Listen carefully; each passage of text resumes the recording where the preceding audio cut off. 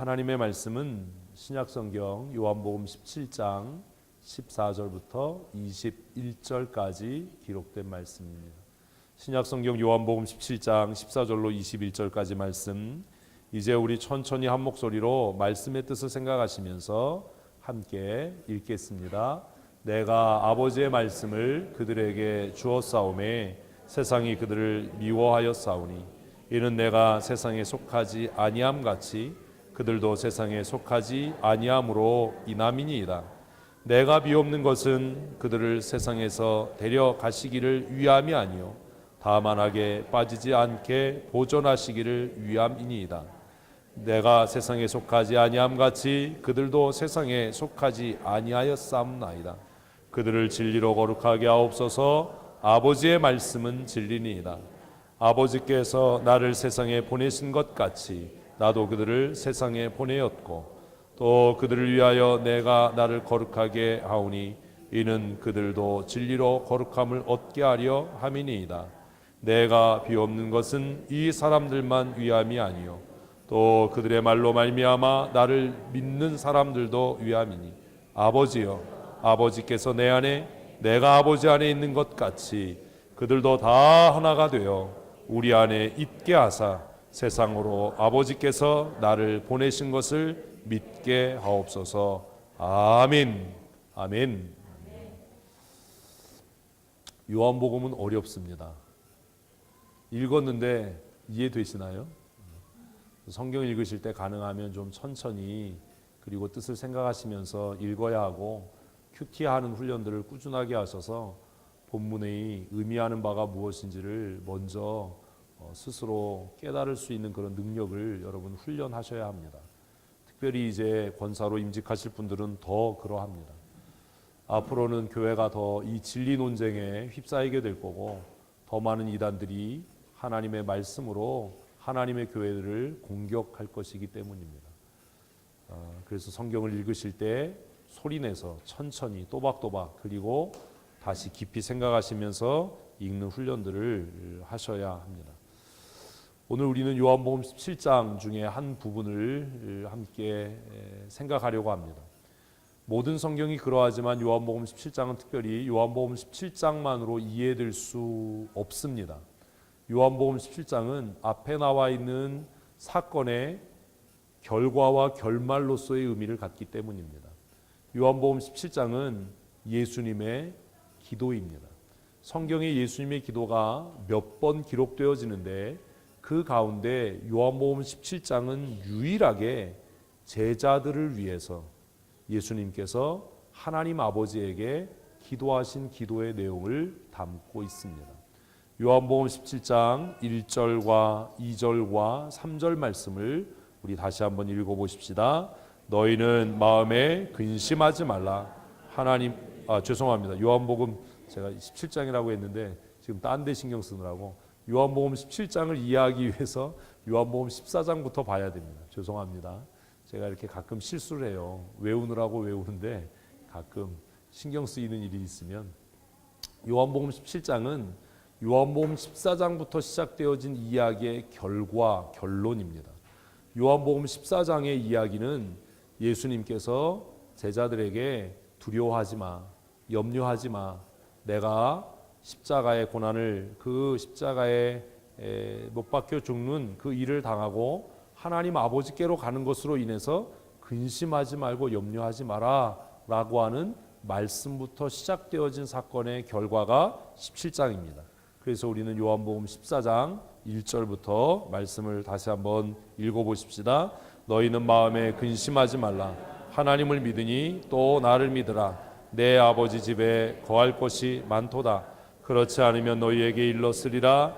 내가 너희를 위하여 거처를 예비하러 가노니 가서 너희를 위하여 거처를 예비하면 내가 다시 와서 너희를 내게로 영접하여 나 있는 곳에 너희도 있게 하리라. 3년간의 예수님과의 동행이 끝을 맺습니다. 제자들은 두려워졌습니다. 3년 동안 예수님을 따르고 예수님과 함께하면서 많은 그 은혜를 누리고 또 놀라운 경험들을 했습니다. 그들이 기도할 때 귀신이 쫓겨나고 병자가 치료되는 놀라운 표적도 그들은 경험했고 보리떡 5개와 물고기 2마리로 5,000명이나 되는 그 수많은 군중이 배불리고 12광주리가 남는 놀라운 표적도 그들은 경험했습니다. 아마 예수님의 제자들은 이러한 꿈 같은 시간들이 계속 이어질 거라고 생각했는지 모릅니다. 그런데 어느 날 예수님께서 제자들에게 감당할 수 없는 선언을 하십니다. 그게 뭐지요? 내가 아버지께로 간다는 거예요. 내가 제사장들에게 내어준 바 되고 이방인들의 손에 의해서 십자가에 못 박혀 죽게 될 것이고, 그리고 부활한 이후에 다시 아버지께로 갈 거다라는 이야기, 그 충격적인 이야기를 듣고 제자들의 마음에 근심이 가득하기 시작했습니다. 그러면 우리는 어떻게 하나? 예수님이 떠난 다음에 우리는 어떻게 할까? 그래서 예수님께서 제자들의 마음을 위로하시기 위해서 14장 1절부터 이야기를 하시는 겁니다. 1절에 보니까 너희는 마음에 근심하지 말라. 무엇 때문에요? 내가 떠나는 것으로 인해서. 무엇을 먹을까 무엇을 마실까의 이야기가 아닙니다. 우리가 이 세상 살아가면서 많은 고난과 환난을 당합니다. 그 어려움을 당할 때 사랑하는 성도 여러분, 마음에 근심하지 마십시오. 아멘. 왜냐하면 예수님께서 이미 우리에게 약속하셨기 때문입니다. 너희는 마음에, 그 다음 하셔야죠. 너희는 마음에 근심하지 말라. 왜요? 하나님을 믿으니 또 나를 믿어라. 하나님을 믿으시나요? 예수님 사랑하십니까? 아멘이 다 죽어가. 그러면 근심하지 마십시다. 예수님은 지금 제자들이 예수님 떠나가시면 우리 어떻게 하지? 누가 우리를 지키지? 우리가 어떻게 살아가지? 마음에 근심이 가득할 때에 너희는 마음에 근심하지 말라. 나를 보내신 하나님 아버지를 믿는다면 내 말을 믿어야 한다. 내가 영원히 아버지께로 가는 것이 아니라 아버지께로 가면 내가 너희를 위하여 거처를 예비할 것이고 그것이 다 예비되어지면 너희에게 와서 너희를 나 있는 곳으로 영접할 것이기 때문이다. 위로가 되겠어요? 안 되겠어요? 안 돼요. 된다고 거짓말하지 마세요. 이게 되면 여러분 근심하지 말아야 되는데 근심돼요? 안 돼요? 그러니까 이게 신앙이 허구예요. 이게 되지도 않는 걸 맨날 된다고 우기니까 이런 거죠. 예수 믿으면 진짜 슬픔이 사라지나요? 거짓말하지 말라고요. 기도할 때 하나님 괜찮아 이런 거 얘기해. 목사님 나 괜찮아 이런 얘기하지 마세요. 정직하게 하나님 나 지금 근심돼서 죽겠어요. 나 지금 너무 힘들어요. 나 저 사람 미워 죽겠어요. 내 사랑해 이런 소리 하지 말고. 예수님이 아무리 이 얘기한다고 해서 제자들이 믿어져요? 아까 믿어진다며요. 순 거짓말쟁이들이야 아주 그냥.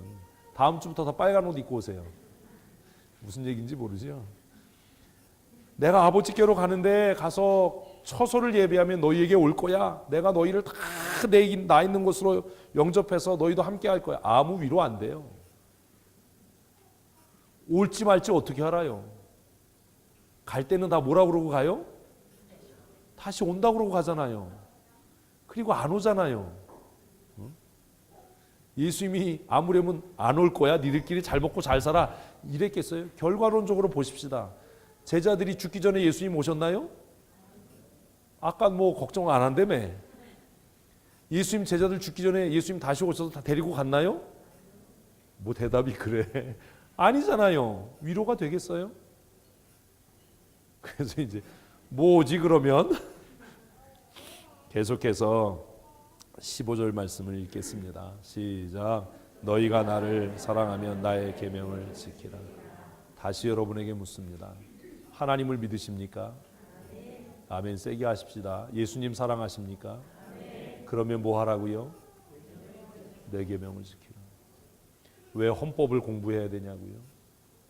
왜 조직신학을 공부해야 되냐고요? 왜 큐티를 하고 성경을 해석하는 것들을 왜 공부해야 되냐고요? 15절 말씀대로라면 뭐 때문이라고요? 예수님을 사랑하기 때문입니다. 뭘 알아야 지킬 거 아닙니까? 이단에 빠져 있는 사람들은 자신들이 하나님 사랑한다고요? 안 한다고요? 사랑한다고요. 거짓 복음을 따라 살아가는 사람들, 교회에서 문제 일으키고 싸움을 일으키는 사람들이 다 뭐라고 얘기하죠? 내가 하나님의 영광을 위해서 하고 교회를 위해서 한다고 그러지 누구도 내가 돈 때문에 그래, 내가 내 명예 때문에 그래 이렇게 얘기하는 사람은 봤어요? 전 아직 못 봤어요. 말도 안 되는 이야기를 하면서 교회를 혼란스럽게 하면서도 뭐라고 얘기해요? 내가 하나님 사랑한다는 거예요. 저는 직격탄을 날려요. 정신 차려라. 너 하나님 사랑하는 거 아니야. 너 하나님 사랑하면 그렇게 할 수 없어. 왜 헌법을 공부하고 조직신학을 배우고 성경을 연구하고 성경을 묵상하고 성경을 해석하는 훈련을 하고 왜 그것들을 가지고 고민해야 하느냐? 예수님께서 갑자기 뜬금없이 제자들에게 마음에 근심하지 마라. 하나님을 믿으니 또 나를 믿어라 라고 말씀하신 주님께서 14장에 15절쯤 가니까 갑자기 너희가 정말로 나를 사랑하면 뭐 해라? 내 계명을 지켜라. 내 계명을 지켜라. 내가 하나님 믿어요. 내가 예수님 사랑합니다. 그 말이 하나님의 말씀을 지키는 것으로 뭐 돼야 한다고요? 증명돼야 하는 겁니다. 아멘이십니까? 열심으로 따지면 우리보다 이단에 빠진 사람들이 더 열심히 있어요. 문제가 뭐예요? 그들은 하나님의 말씀이 도대체 무엇인지조차 모르는 겁니다. 예수님께서 갑자기 너희가 정말로 나를 사랑하면 내 계명을 지켜야 한다. 왜 계명을 지켜야 되죠? 계명을 지켜라 그러면 그 다음에 여러분들이 이제까지 알고 온 성경 지식으로는 무슨 얘기가 나와야 되죠? 복 받을 거야 이런 얘기 나와야 되잖아요. 저는 벽에다가 지금 설교하나요? 여러분 수준을 빨리 높이셔야 돼요. 우리가 구약의 개념으로 하나님의 율례와 법도를 지켜 행하면 너희가 형통할 거야. 아멘도 안 해. 순복음 같았으면 아멘하고 난리가 났을 텐데. 에? 복을 받을 거야. 그래도 또 아멘을 안 해. 우리 역시 장로교인이에요. 들어와도 복을 받고 나가도 복을 받을 거야. 그렇게 와야 되잖아요. 그런데 요한복음 14장은 다른 이야기가 와요. 16절 읽습니다. 시작. 내가 아버지께 구하겠으니 그가 또 다른 보혜사를 너희에게 주사 영원토록 너희와 함께 있게 하리니 그는 진리의 영이라 세상은 능히 그를 받지 못하나니 이는 그를 보지도 못하고 알지도 못함이라. 그러나 너희는 그를 아나니 그는 너희와 함께 거하시며 또 너희 속에 계시겠습니다. 여러분 15절은요 16절의 조건입니다.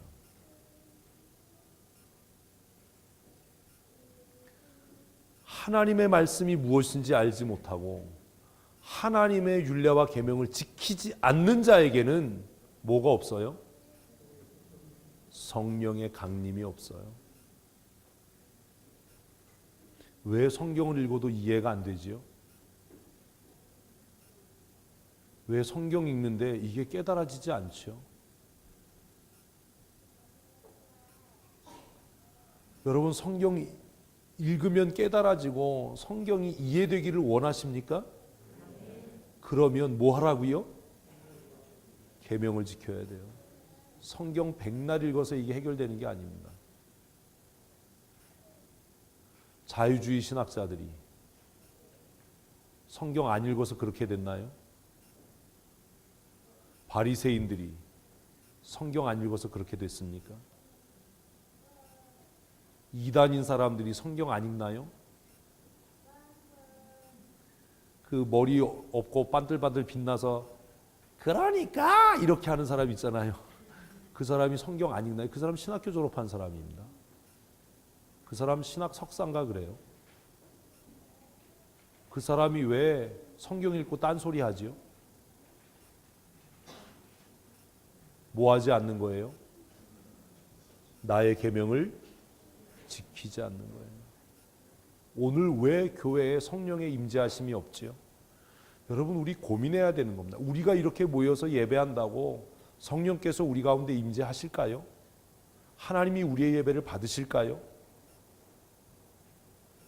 많은 사람들이 그렇게 착각하고 예배하는 겁니다. 예수님께서 정말 놀라운 이야기를 하시는 거예요. 너희는 마음에 근심하지 말라. 하나님을 믿으니 또 나를 믿으라. 내 아버지 집에 거할 곳이 많이 있다. 그렇지 않으면 내가 너희에게 일렀으리라.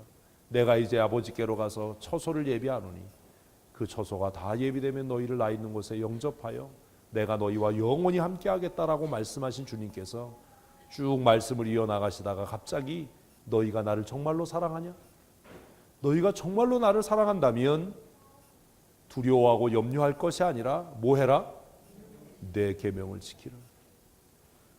권사 되실 7분 앞으로 권사로 사역하면서 하나님의 법을 지키십시오. 뭘 알아야 지키잖아요. 아멘 한다고 지켜집니까? 헌법을 모르는데 어떻게 하나님의 법을 지킵니까? 그래서 헌법 강의를 하는 거예요. 교사들 하나님 사랑한다라고 이야기하지만 하나님의 법을 모르는데 그게 어떻게 하나님 사랑하는 일이 될 수 있겠습니까?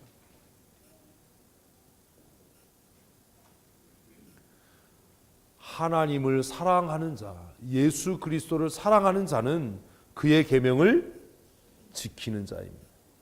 힘써 계명을 지키는 믿음의 사람 되십시오.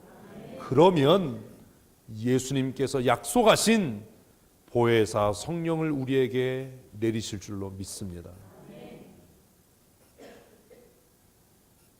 너희가 나를 사랑하여 내 계명을 지키면 내가 아버지께 구하겠으니 그 아버지께서 너희가 나를 사랑하여 내 계명을 지키는 것을 보시고 너희에게 보혜사 성령을 보내실 것이다. 할렐루야. 여러분 이게 약속입니다. 그래서 성령이 우리 안에 오시면 무엇을 깨닫고 17절이요. 뭘 깨닫고 진리를 깨닫고 진리를 깨달아서 뭐 하지 않는다고요? 참 큰일이네. 1절로 다시 돌아가서 근심하지 않게 되는 겁니다. 진리를 깨달은 자만이 뭐 하지 않는다고요? 근심하지 않는 겁니다. 진리를 알지니 진리가 너희를 자유케 하리라 하신 말씀은 보기 좋은, 말하기 좋은 아름다운 경구가 아닙니다. 예수님을 사랑해서 그 계명을 지키는 자들에게 하나님 아버지께서 또 다른 보혜사 성령을 보내실 것이고, 아멘. 아멘. 아멘 좀 하라고요. 아멘. 그리고 그 진리의 영 되신 성령께서 우리 가운데 오셔서 우리를 모든 진리 가운데로 인도하시고 모든 진리의 말씀을 깨닫게 하실 줄로 믿습니다. 그러면 그 진리의 말씀이 우리로 하여금 뭐하지 않도록, 근심하지 않도록, 염려하지 않도록, 두려워하지 않도록, 세상과 타협하지 않도록 하실 줄로 믿습니다. 이게 14장입니다. 성경 읽고 왜 이해가 안 됩니까? 얼마나 성령님과 동떨어져서 살아가면 성경이 이해가 안 됩니까? 성경 읽어도 이해 안 되면 회개해야 되는 거예요. 성경 읽어서 이해가 안 되니까 시중에 나와 있는 성경책에 주석을 달아가지고 주석 성경이라고 팔아먹는 거 아닙니까? 그거 읽으면 이해됩니까? 10만 원짜리 성경책이 나왔어요. 이만해요. 거기에 뭐 성경 지도 뭐 별게 다 들어있는데 글씨가 코딱지 깨알보다 더 작아요. 그래서 내가 야 이걸 어떻게 읽으라고 이렇게 만들었냐. 근데 그게요 성도들을 위한 게 아니라 목사들을 위한 성경이에요. 그래서 제가 야 목사들이 성경을 읽고 얼마나 뭐가 안 되면 이해가 안 되면 이런 성경이 나와야 하는 거예요. 예수님께서 요한복음 14장에서 진리의 성령이 오시면 너희를 모든 진리 가운데로 인도하시고 내가 너희에게 전하고 가르친 모든 것을 기억나게 하고 깨닫게 한다고 말씀하셨는데 왜 우리는 주석을 다시 봐야 되는가? 왜 우리는 성경을 읽고 전과를 봐야 되는가? 왜 우리에게는 성령 하나님께서 말씀을 깨닫게 하시는 은혜가 없는가? 답이 뭐예요? 15절이에요. 15절. 정신을 차리세요. 답이 뭐라고요? 계명을 지키지 않기 때문이에요. 예수님 사랑하지 않기 때문이에요. 말로는 주여 주여라고 이야기하고 말로는 예수님 사랑합니다, 내가 하나님의 교회를 사랑합니다라고 얘기하는데 목사도 장로도 성도도 뭘 지키지 않아요? 주의 계명을 지키지 않는 거예요. 주의 계명을 지키는 자들에게 약속하신 성령을 충만케 하실 줄로 믿습니다. 그리고 그 진리의 성령께서 우리 안에 오셔서 영원토록 우리와 함께 하시고 떠나지 아니하심으로 진리의 영 되신 성령께서 우리를 모든 진리 가운데로 인도하실 줄로 믿습니다. 18절부터 20절 말씀 읽겠습니다. 내가 너희를 고아와 같이 버려두지 아니하고 너희에게로 오리라. 조금 있으면 세상은 나를 다시 못하리도되 너희는 나를 보리니 이는 내가 살아있고 너희도 살아있겠습니다. 그날에는 내가 아버지 안에 너희가 내 안에 내가 너희 안에 있는 것을 너희가 알리라. 언제요? 성령께서 오셔서 우리로 하여금 진리의 말씀을 깨닫게 하면 내가 누구 안에? 그리스도 안에, 그리스도께서 내 안에, 그리스도께서 아버지 안에 있는 그것을 뭐하게 하셔서 알게 하시고 깨닫게 하셔서 고난과 역경과 환난 가운데도 두려워하지 않는 믿음의 삶을 살게 할 줄로 믿습니다.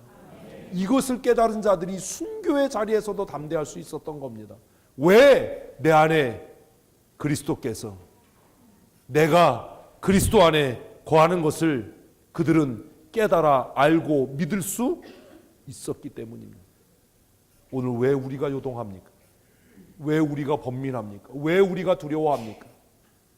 우리 안에 성령께서 우리를 다스리지 않기 때문 아닙니까? 우리 안에 와 계신 성령께서 왜 우리를 다스리지 않습니까? 우리가 하나님의 계명을 지켜 행하지 않기 때문입니다. 사랑하는 성도 여러분, 성령 충만합시다. 하나님의 율례와 법도를 지켜 행하는 성도들 되십시오. 그리하면 진리의 영 되신 성령께서 우리를 모든 진리로 충만케 하실 줄로 믿습니다. 그리고 15장에서 예수님은 포도나무와 가지의 비유를 말씀하십니다. 그리고 16장에서 예수님께서 다시 성령의 역사, 말씀드린 진리의 영 되신 성령께서 오셔서 너희에게 모든 것을 깨닫게 하시고 모든 것을 기억나게 하실 것이다 라고 말씀합니다. 그런데도 제자들의 마음이 둔하고 어두워서 그들은 예수님의 그 약속의 말씀을 들으면서도 두려워했습니다.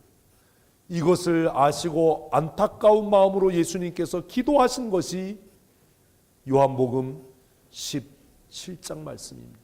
아직 보혜사 성령께서 오시지 않아서 제자들이 예수님의 그 위로의 말씀과 언약의 말씀을 하셨음에도 그들의 마음에 두려움과 고민이 가득할 때 예수님께서 제자들을 위해서 하신 기도가 요한복음 17장 1절에 기록되어져 있습니다. 함께 읽겠습니다. 예수께서 이 말씀을 하시고 눈을 들어 하늘을 우러러 이르시되 아버지여 때가 이르렀사오니 아들을 영화롭게 하사 아들로 아버지를 영화롭게 하옵소서.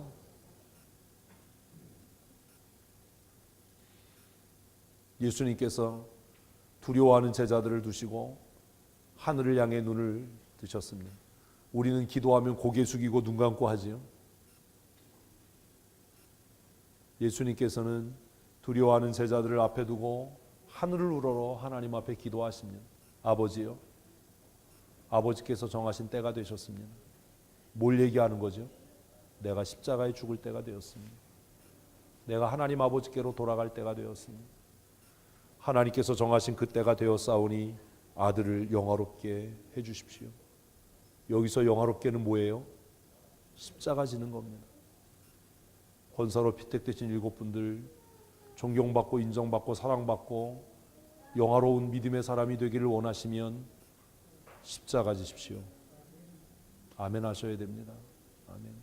많은 사람들이 권사되고 장로된 다음에 그 영광의 자리를 탐하다가 스스로 자신의 발등을 찍고 하나님의 부르신 그 거룩한 소명을 팽개치고 세상으로 나아가는 겁니다. 영화로워지기를 원한다면 예수 그리스도의 강림과 재림의 날에 하나님 앞에 부끄러움 없이 나가서 정말 하나님 앞에 잘했다 칭찬받는 종기와 영광의 관을 쓰기를 원하신다면 십자가 지셔야 합니다. 권사 되는 것, 장로 되는 것, 목사와 집사가 되는 건 뭐 지는 거라고요? 십자가 지는 거예요. 아들을 영화롭게 하사, 아들을 영화롭게 하사. 하나님 아버지, 이제 하나님께서 정하신 때가 되셨으니까 나를 십자가 위에 높게 다셔서 나를 영화롭게 하심으로 나로 인하여 아버지를 영화롭게 하게 하여 주십시오. 영화롭게 하게 해 주십시오. 교회의 사역자가 되는 것은 칭찬받는 일이 아닙니다. 권력을 행하는 일도 아닙니다. 그것은 우리 교회 모든 성도들보다 더 큰 십자가 지는 일입니다. 제가 말씀드렸잖아요. 목사는 그 교회에서 가장 큰 십자가 지는 사람입니다. 그래서 성도들은 그를 위로하고 그를 존귀히 여겨야만 하는 겁니다. 장로님들은 목사다움으로 큰 십자가 지는 분이어야 합니다. 권사님들은 장로님들이 가신 그 십자가의 길을 또 그렇게 십자가 지고 따라가는 사람들이어야 하는 겁니다. 우리가 우리에게 허락하신 십자가를 지고 기쁨으로 살아갈 때에 하늘 아버지께서 영광 받으실 줄로 믿습니다. 절대로 하나님이 주신 은혜를 업지 마십시오. 하나님께서 우리에게 지어주신 십자가를 팽개치지 마십시오. 예수님께서 2절의 제자들을 위해 이렇게 기도하십니다. 함께 읽겠습니다. 아버지께서 아들에게 주신 모든 사람에게 영생을 주게 하려고 만민을 다스리는 권세를 아들에게 주셨음이로다. 여러분, 여기서 만민을 다스리는 권세가 뭐지요? 그게 십자가 지는 거예요. 세상의 권세는요, 높아져서 호령하고 통치하고 명령하는 거지만 하나님 나라에서 예수님께서 우리에게 보이신 만민을 다스리는 권세는 만민을 위하여 자신을 내어주는 거예요. 피택된 7분 권사님, 잘 다스리는 좋은 지도자 되십시오. 그러기 위해서 하나님께서 그리스도의 피값으로 세우신 우리 춘천 성도교회를 위해 여러분의 삶 전부를 내어놓을 수 있는 믿음의 사람이 되셔야 합니다. 복음성가 가사에 이 생명도 원하시면 십자가에 놓겠으니. 오늘 많은 사람들은 십자가 지려고 하지 않습니다. 그러나 요한복음 17장의 예수님의 기도를 보면 직분이 무엇인지, 헌신과 사역이 무엇인지를 다시 생각하게 됩니다. 예수님께서 만민을 다스리는 권세를 하나님께 부여받기 위해서 그는 만민을 위해 화목제가 되셨습니다. 자신의 삶을 하나님이 기뻐하시는 거룩한 산제물로 하나님 앞에 드림으로 그는 만민을 다스리는 하나님의 아들이라고 하는 영광된 이름을 얻었습니다.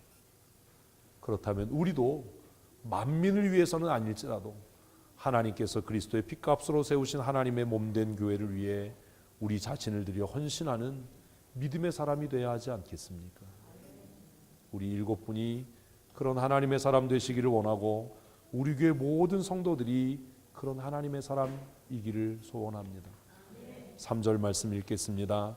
영생은 곧 유일하신 참 하나님과 그가 보내신 자 예수 그리스도를 아는 것이니라. 안다라는 게 뭐지요? 여기서 예수 그리스도를 아는 것이니다 해서 여기서 안다라는 말이 뭡니까? 머리로, 지식으로, 이성적으로, 논리적으로 인지한다라는 겁니까? 아닙니다. 체험하고 경험했다라는 말입니다. 여기서 말하는 안다라는 건 그를 닮아가는 것을 이야기하는 겁니다. 영생은, 하나님의 나라에 들어갈 자격은, 구원받는 그 영원한 생명은 그리스도를 아는 것입니다. 그리스도를 아는 것. 다시 말하면 그리스도의 삶을 내 삶에 담아 살아가는 것. 그것을 성경은 그리스도를 아는 것이라고 이야기합니다. 예수님께서는 14절 말씀부터 하나님께 속한 사람이 어떤 사람인지를 다시 설명합니다. 14절 말씀을 우리 함께 읽겠습니다. 내가 아버지의 말씀을 그들에게 주었사오매 세상이 그들을 미워하였사오니 이는 내가 세상 속에 속하지 아니함 같이 그들도 세상에 속하지 아니함이니. 여러분 혹시 여러분 삶을 한번 이 시간 잠깐 생각해 보세요. 예수 믿는 사람들과의 만남이 있을 겁니다. 우리의 삶 속에 예수 믿지 않는 사람들과의 만남이 있을 겁니다. 교회 다니는 사람들과의 만남 중에서도 진짜 거듭나고 구원받아서 말씀대로 살아가는 사람들이 있고 그냥 멤버십을 갖고 있는 사람들과의 관계도 있을 겁니다. 아주 심한 경우는 이겁니다. 내가 하나님께 속한 사람이고 성령께서 내 안에 내주하셔서 나를 다스리는데 예수 믿지 않는 사람들하고 어울리는데 그들이 나를 미워하거나 싫어하지 않는다면 나는 하나님께 속한 사람이 아닙니다. 예수 믿지 않는 사람들과 어울려서 동호회 활동하고 예수 믿지 않는 사람들과 어울려서 교제하는데 그들이 나를 부담스러워하지 않고 나를 미워하지 않는다면 나는 적어도 하나님께 속한 사람은 아닌 거예요. 그게 17절이에요. 누가 기도한 거라고요? 예수님이요. 이거 어떻게 할 겁니까? 인본주의 신학은요 뭐라고 얘기하냐면 교회가 세상에서 칭찬받아야 된다라고 거짓말합니다. 여러분 교회가 우리 교회도 경로잔치하고 청소년 밴드하고 여러 가지 합니다. 그때는 교회가 그런 일을 할 때 세상이 잠시 동안 뭐라고 얘기하죠? 교회 좋은 일에 좋은 일에. 그러다가 우리가 태도를 바꿔서 예수의 다른 구원이 없다라고 복음을 전하기 시작하면 세상은 어떻게 한다고요? 미워한다고요. 교회가 세상으로 환영받아야 된다라고 가르치는 건 거짓 복음입니다. 그건 인본주의자들이 하는 거짓말입니다.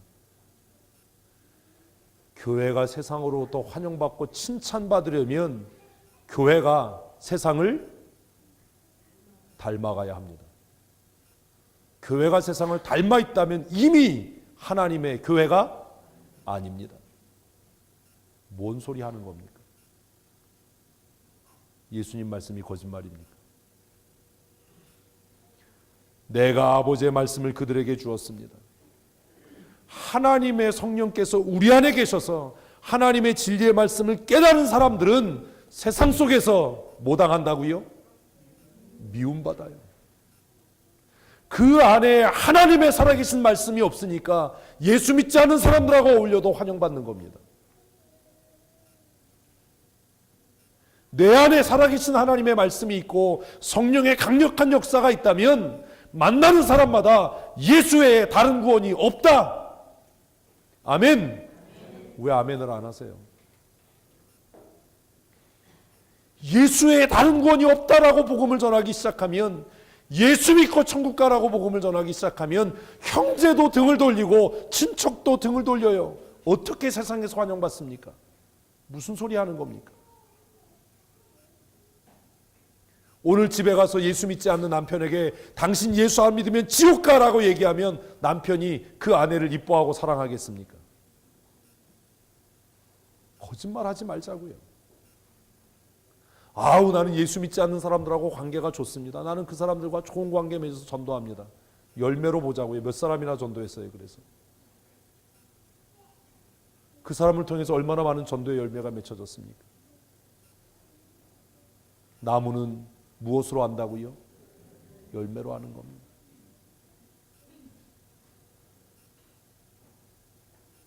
교회 건물 안에 카페를 하는 한 예수 믿지 않는 사람들이 커피 마시러 안 옵니다. 왜요? 뭐기 때문에? 교회이기 때문입니다. 그런데 교회가 세상을 닮아 있으면 그들이 교회로 나오는 일을 부담스러워하지 않습니다. 여러분, 우리 교회가 경로잔치 합니다. 이번 주에. 경로잔치 하기 전에 제가 나가서 5분 설교하고 예수 안 믿으면 여러분 다 지옥 갑니다. 이러면 다음번 경로잔치에 한 분도 안 와요. 안 그러겠어요?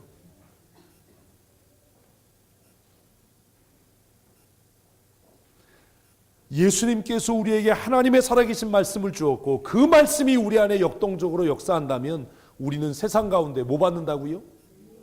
미움받아요. 무슨 칭찬을 받아요? 이는 예수님 자신이 세상에 속하지 아니함 같이 교회도 성령의 사람도 하나님의 사람도 세상에 속하지 않았기 때문입니다. 우리가 동아리 활동 나가면서 나갈 때마다 예수 믿어야 천국 가, 예수 믿고 구원받아, 너 예수 안 믿으면 지옥 가 이러면 동아리 회장이 우리 불러서 뭐라 그러겠어요? 제발 다음 주부터 나오지 마세요. 그러지 않겠어요? 여러분, 내가 목사입니다라고 얘기하는 걸로 사람들은 부담스러워하지 않아요. 여러분이 내가 장로입니다라고 얘기하는 걸로 누구도 신경 쓰지 않아요. 뭐 하기 전까지? 복음을 증거하기 전까지. 제가 교단 배지 달고 항상 다니는데 제가 목사입니다. 그런다고 경계하는 사람 없어요. 그런데 제가 입을 열어서 당신 예수 안 믿으면 지옥 갑니다. 사람에게 한 번 죽는 것은 정해진 것이고 하나님의 심판이 있습니다라고 하면 얼굴빛 달라지고 그 다음부터 저 안 봅니다.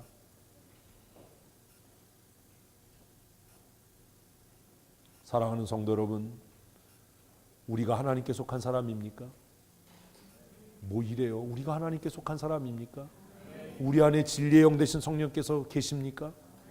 그러면 이 세상에서 미움받는 것을 두려워하지 마십시오. 왜요?